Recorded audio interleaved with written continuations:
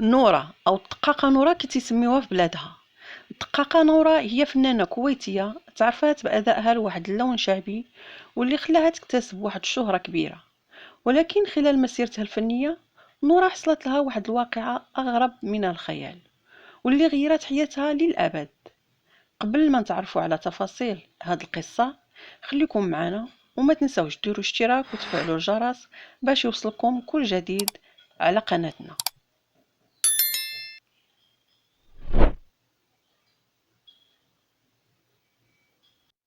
واحد النهار نورة جالسة في دارها وهو التليفون يصوني. هزات ردات وهو يجاوبها واحد الراجل قال ليها بغيتك تغني لي في عرس ولدي.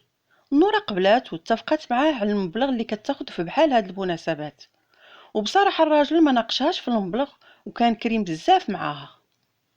في النهار المعلوم نورة خدات فرقتها ومشات للعنوان اللي الراجل عطاه لها.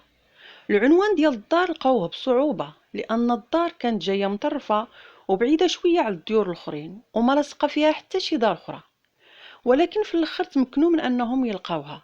كانت دار كبيرة بزاف وفخمة وكلها مزينة بالأضواء ودايرين بها الطوموبيلات من كل جهة، والناس شي داخل وشي خارج والدراري تيتجاراو وكل شي لابس وكل شي فرحان.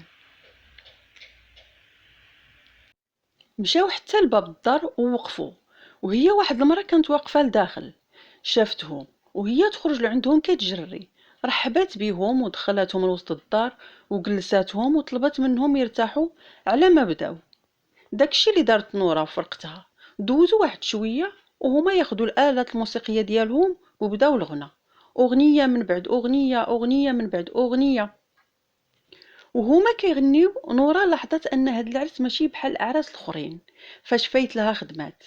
هاد العرس جاها غريب، الماكله اللي حاطين فيه ما فيها حتى شي حاجه اخرى من غير اللحم، غير اللحم محطوط فوق الطبالي، تقولوا حوشه وغيفرسوا.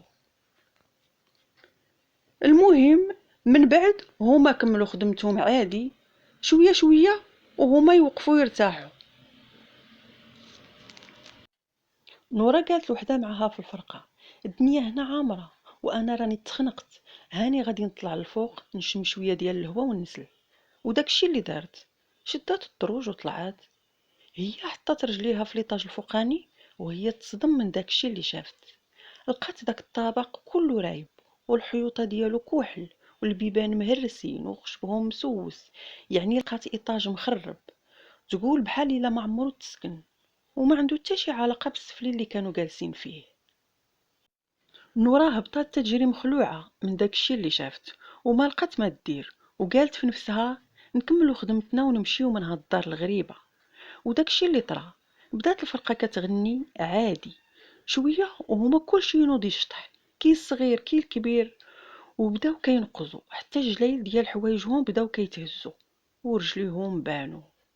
وهنا كانت صدمه كبيره على نورا وفرقتها، لان رجليهم كانوا ماشي رجلين ديال البشر ولكن حوافر ديال الحيوانات. نورا جمد ليها الدم في عروقها وفرقتها خلاص.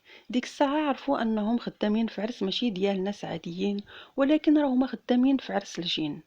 نورا ما لقات ما دير وهي تقول لهم غادي نصبروا ونكملوا خدمتنا حتى يود الفجر، راه الجين ما تيستحملوش يسمعوا الاذان.